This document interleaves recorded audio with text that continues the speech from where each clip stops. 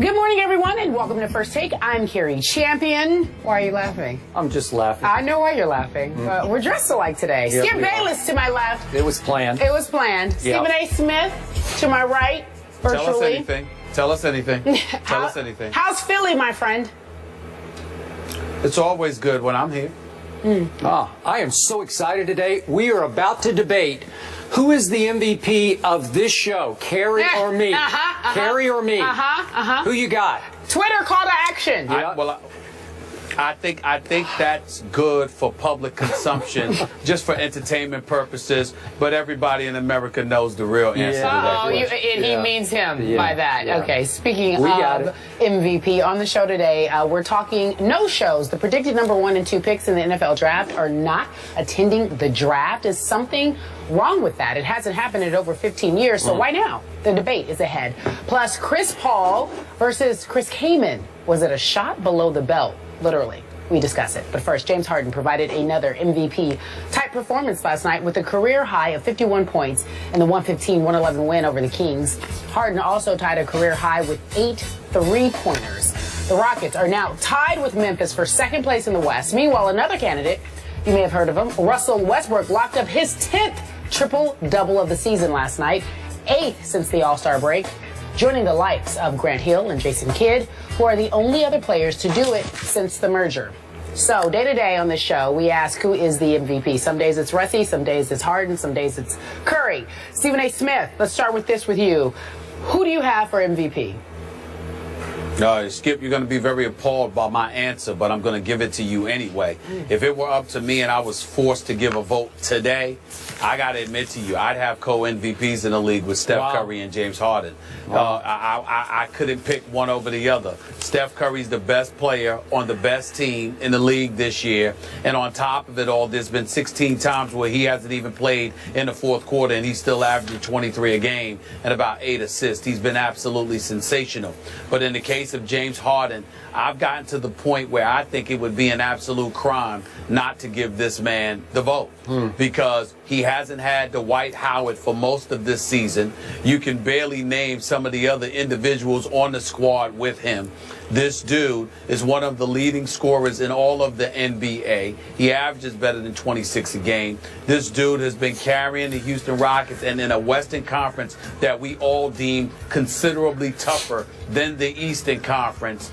This man has Houston in position to capture the number 2 overall seed in the Western Conference, where he has virtually done it single-handedly. I don't know how anybody can definitively vote against James Harden for league MVP honors. I just can't do it. I can't vote against him. I look at Russell Westbrook. He's been a walking triple-double. He's been absolutely sensational. And even though he's propelled Oklahoma City into the playoff picture and deserves strong consideration from there, Steph Curry and James Harden haven't exactly faded from the scene. Plus, their records are considerably better in terms of their standing within the Western Conference. And on top of it all, last night is a typical example. Russell Westbrook is sensational. He puts forth a triple-double, but they lose. James Harden drops 51, and they win. And that's just what it comes down to for me. Right now, I couldn't vote one over the other because as inclined as I am to give the vote to Steph Curry because he deserves it, so does James Harden. I can't vote against James Harden right now. I just can't do it. Even though on this show we have a rule against fence sitting, I'm going to give it to you today because I think you can sit on the fence right now because we have a whole lot of big game basketball left to be played down the stretch as my San Antonio Spurs attempt to surge all the way up to the number 2 seed in the West. And don't write them off just yet. But my point is they're about to have a whole lot of games against the Stephs and the Hardens and the Westbrooks.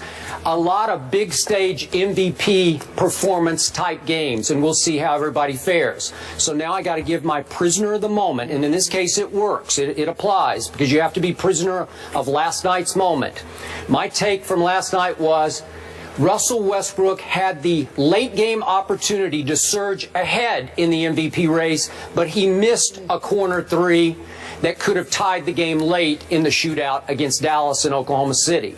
And my take on James Harden last night, again without Dwight Howard, was that he was absolutely off the charts sensational against the 26-48 Sacramento Kings, and I think even you, Stephen A., would agree with me. They aren't exactly battling for their playoff lives. They probably have at least one eye on off-season vacation plans at this point.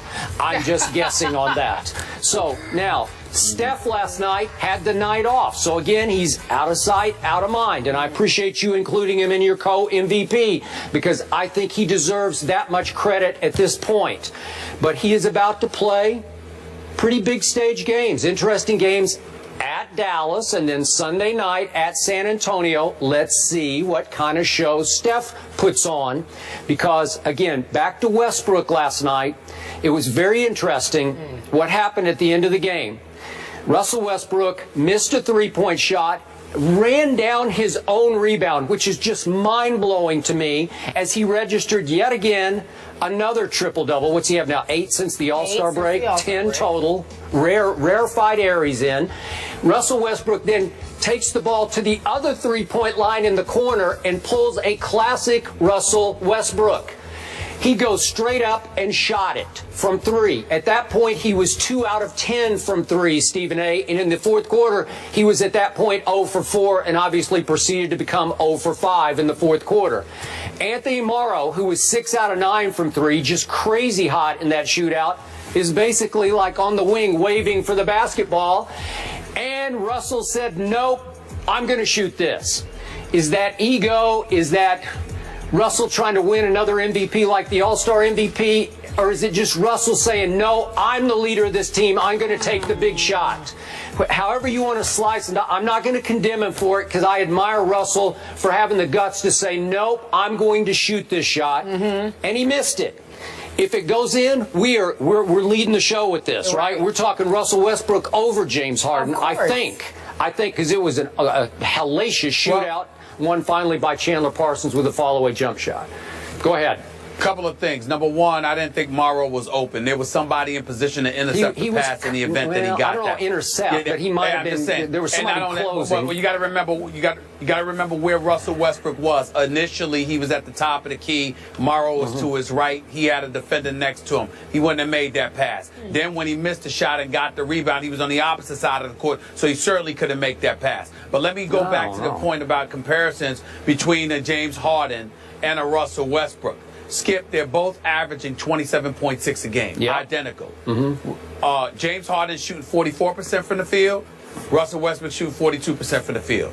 James Harden is shooting 37% from 3. Russell Westbrook is shooting 29% from three-point range. James Harden shooting 86% from the free throw line. Russell Westbrook shooting 84% from the free throw line.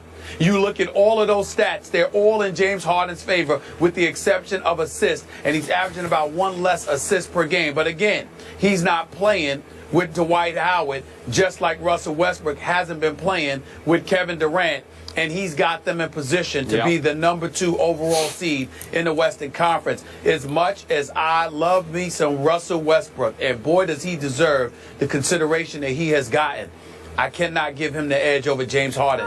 The MVP race, barring something where the scales just tip because we got some big games coming up and we just see somebody just nosedive and somebody that elevates even more. Barring that, as of today, this is a 2-horse race between James Harden and Steph Curry for league MVP honors. I don't think there's any question about it anymore. Okay, are we slightly overreacting to James Harden's night last night? I was flipping back and forth between the 2 games.